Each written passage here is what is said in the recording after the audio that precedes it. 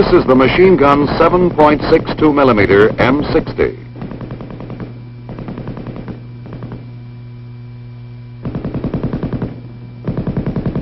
It is an automatic weapon. It is gas-operated, air-cooled, belt-fed, and weighs 23 pounds with its organic bipod. This gun has a maximum effective range of 1,100 meters and a muzzle velocity of 2,750 feet per second. It is fed from a disintegrating belt. The M60's cyclic rate of fire is approximately 550 rounds per minute. Its sustained rate of fire is 100 rounds per minute, and at the rapid rate, 200 rounds per minute. The caliber of the gun and the 7.62 millimeter ammunition conform in all respects to standards adopted by the North Atlantic Treaty Organization. The gun fires 3 types of ammunition: ball,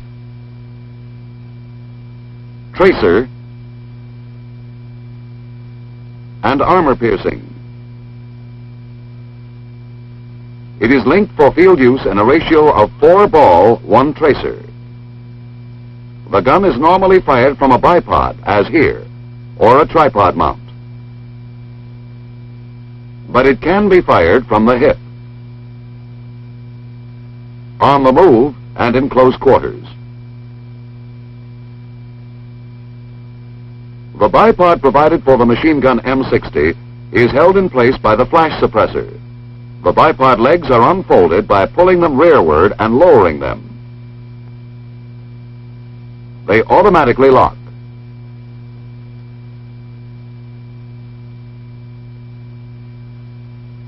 The bipod legs are extended by pulling down on the bipod feet. Loading of the machine gun is accomplished with the cover down and the bolt forward. The assistant gunner places the first round of the ammunition belt over the belt holding pole. The gunner then pulls the cocking lever handle to the rear, fully loading the gun. The cocking lever handle is moved forward and the gun is ready to fire. The gun is aimed by means of front and rear sights. The front sight is of the fixed blade type. The rear sight is of the folding leaf type and is capable of quick adjustment. Range settings are made by moving the rear sight slide up or down. Windage adjustments when zeroing are made by turning the traverse knob at the lower left-hand side of the rear sight. When the gun is zeroed, you are ready to fire. Put the safety on fire. Aim and pull the trigger. The gun will continue firing as long as the trigger is held back or until the ammunition belt is exhausted. The M60 is fully automatic. Short bursts can be fired if the trigger is released after each burst.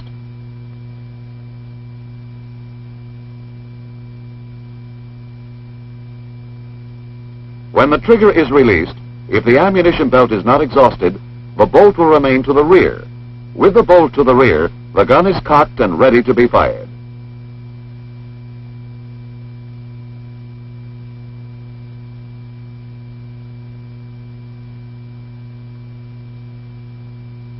To unload the gun, the gunner opens the feed cover and the assistant gunner removes the belt from the feedway.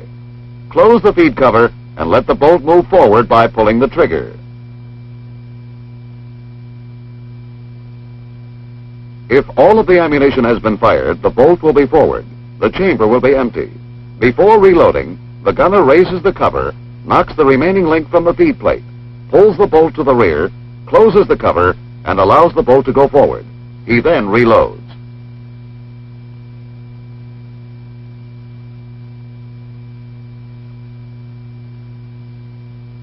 The tripod mount for the M60 allows controlled traverse and search by using the traversing and elevating hand wheels. Each gun has a spare barrel group. The barrel group should be changed after firing the sustained rate of fire for 10 minutes or the rapid rate of fire for 3 minutes. This will help prolong the life and maintain the accuracy of the barrel. To change the barrel, the gunner raises the barrel locking lever. The assistant gunner withdraws the barrel by grasping the bipod legs and inserts the new barrel into the receiver.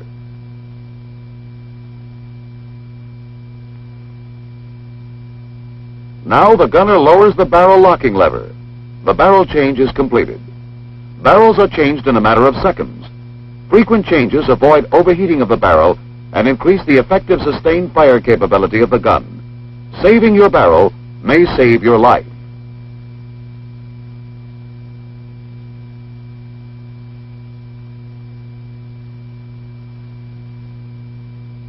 The machine gun breaks down into 6 groups for general disassembly in the field. Number 1, the buttstock group. Number 2, the buffer group, consisting of the buffer and the buffer locking plate. Number 3, the operating group, which includes the operating rod, the bolt, the operating rod drive spring, and the operating rod drive spring guide. Number 4, the trigger housing group, consisting of the trigger housing, the spring lock, and the front trigger housing holding pin. Number 5 is the barrel group,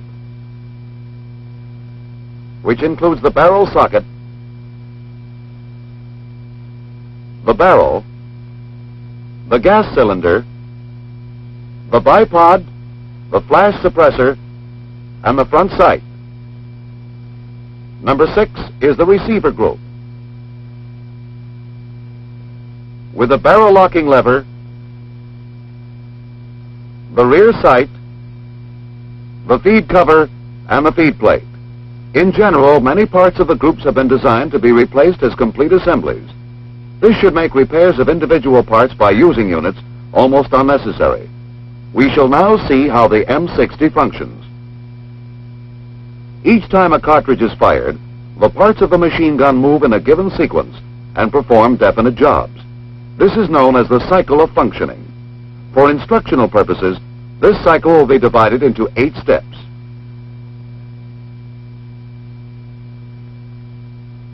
The first step is feeding, which is positioning the cartridge ready for chambering. The second step is chambering, the function of seating the round in the chamber. The third step is locking the bolt inside the barrel, thus holding the cartridge seated in the chamber so that gas pressure will be maintained in the barrel to propel the bullet.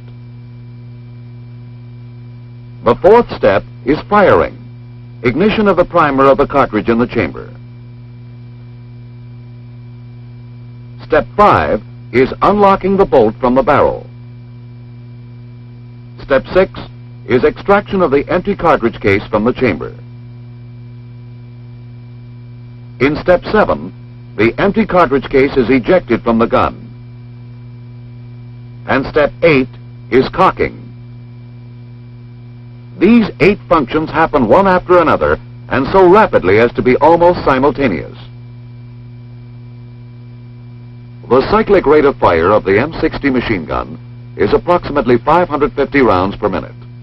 This means that a bullet leaves the muzzle each tenth of a second while the gun is being fired. With the help of an oversized model, we'll be able to see exactly what goes on inside the gun. In this film, the functions of the gun will be demonstrated step by step. But remember, in actuality, these occur very fast and overlap each other.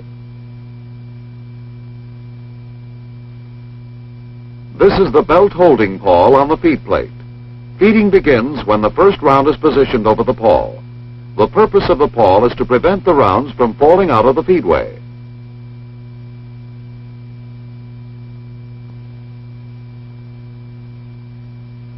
Before you see the movements of the parts in feeding, note the location of the actuating cam roller on top of the bolt.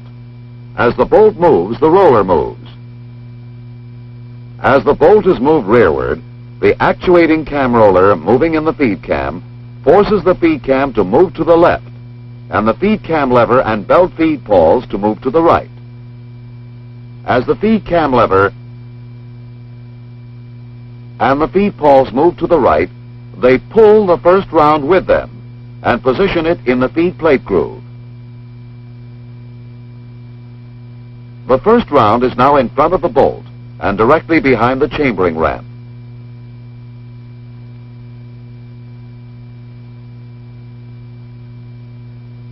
The bolt is carried forward by the operating rod. The actuating cam roller now moves the feed cam to the right. This moves the belt feed pawls to the left. Let's repeat the action. The feed pawls slide over the second round in the belt, and then to the left of the round. The feed pawls will stay here until the bolt moves to the rear. This completes the first step, feeding. Chambering begins with a round in the feed plate groove and the bolt and operating rod to the rear. When the round is in the feed plate groove, the front cartridge guide and the rear cartridge guide place downward pressure on the round to hold it in position. These guides are under spring tension.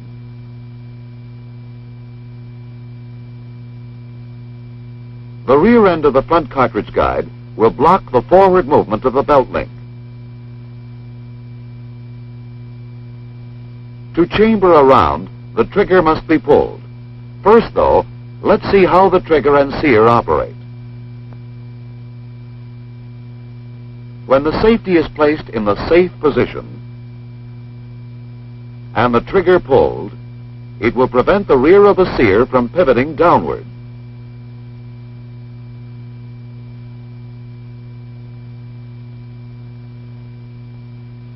With the safety in the fire position, the rear of the sear pivots downward when the trigger is pulled, releasing the operating rod and allowing the operating rod drive spring to expand.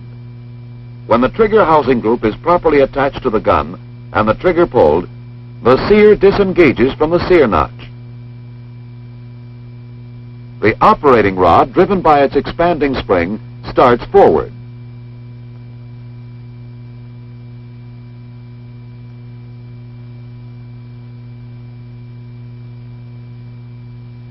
The bolt travels forward also, and we shall now see how the cartridge is stripped from the belt. In the M60, the round is stripped from the belt link in a single forward action by the upper locking lug striking the rim of the cartridge, moving it forward. The link is firmly held by the front and rear cartridge guides and cannot move forward with the cartridge.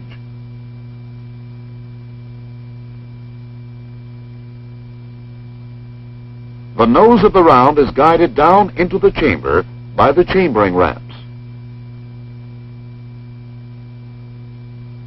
Let us repeat the action.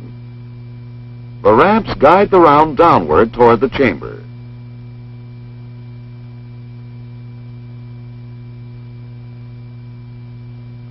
The bolt locking lugs now contact the curved surfaces of the barrel socket. The bolt starts to rotate clockwise. The extractor engages the rim of the cartridge. Chambering is completed. Locking began with chambering. As the parts move forward, the operating rod yoke engaged in the bolt camming slot aids in rotating the bolt in a clockwise direction. The locking lugs engage the locking recesses of the barrel socket. Locking is completed. The next step is firing. The forward movement of the operating rod carries the firing pin forward. The firing pin strikes the primer of the cartridge and ignites the round. Firing has been accomplished. The expanding gases propel the bullet through the barrel.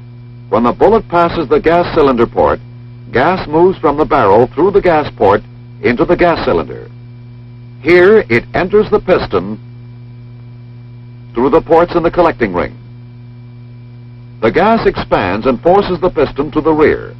The piston strikes the operating rod and begins the rearward movements of the operating parts.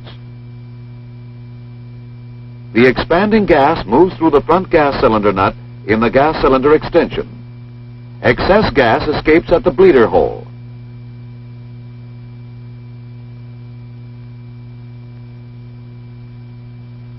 The remaining gas escapes at the gas escape ports at the rear of the cylinder.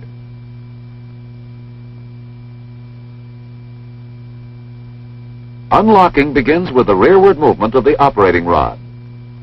As the operating rod travels rearward, there is a slight delay before the bolt is unlocked from the barrel socket. Here is why. The operating rod has a short period of free travel. As the camming yoke passes through the straight portion of the bolt camming slot. When the camming yoke reaches the curved portion of the bolt camming slot, it forces the bolt to rotate in a counterclockwise direction.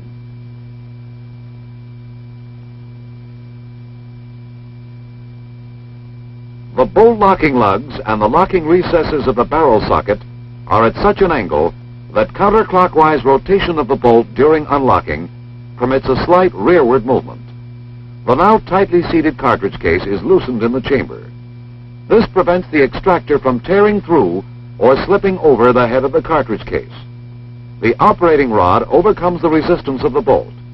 Unlocking is completed. Extracting and ejecting now begin. The empty cartridge case, gripped by the extractor, is drawn from the chamber. In this view, you see the ejector on the other side of the bolt. It was compressed during chambering and exerts forward pressure on the rim of the cartridge. When the empty case reaches the ejection port in the right side of the receiver, the ejector spins the case from the gun. Ejection is completed. The next round pushes out the link. The firing pin spring is compressed and cocking is accomplished. The operating rod drive spring is compressed. The operating rod drive spring guide is in contact with the buffer plunger. The moving operating rod compresses the spring against the head of the operating rod drive spring guide. The buffer plunger forces the buffer pads rearward against the buffer return springs.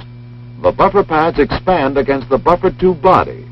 The pads and springs absorb the rearward energy, and the cycle has been completed. However, the energy stored in the compressed operating rod drive spring is prepared to carry the operating rod forward and start the entire cycle all over again. The M60 will fire automatically as long as the trigger is held to the rear. When the trigger is released, the rear end of the sear pivots upward and engages the sear notch in the operating rod, and fire ceases. The gun has been automatically cocked. The bolt has remained to the rear and is ready to begin the forward movement of the cycle. A round is ready to be chambered.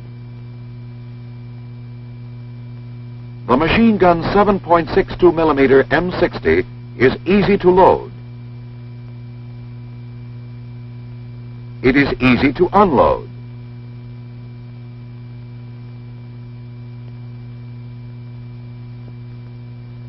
It is a gas-operated, air-cooled, and belt-fed machine gun that performs its 8 necessary functions in very nearly simultaneous actions. Ammunition for the weapon is available in several categories: ball, tracer, armor-piercing, and for field use, linked 4-ball to 1 tracer. The M60 is a versatile machine gun. It can be fired from a lightweight tripod mount. Barrels are changed in a matter of seconds. It can also be fired from its organic bipod. Its cyclic rate of fire of approximately 550 rounds per minute, combined with its versatility, provides a potent automatic weapon capable of delivering a close, continuous volume of fire.